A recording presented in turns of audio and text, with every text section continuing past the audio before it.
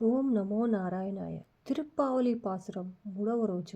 ஒங்கியுலகளந்த உத்தமன் பேர்பாடி நாங்கள் நம்பாவைக்கு சாதி நீராடினால் திங்கனிரானெல்லாம் திங்கள் மம்மூரி பேய்த்து ఒంగు పేరుం సెన్నల్ ఊడు కైలుగల పొంగువలే పోత్తిల్ పొన్నివర్ణం కన్నాడుప్ప తెంగాదే పుక్కిరన్ను சித்துமலை பத்தி வாங்காகுடம் நிறைக்கும் பல்லல் பெருமச்ச சுக்கல் నింగాద సెల్వం నిరండే లేలోరెంబావాయ్.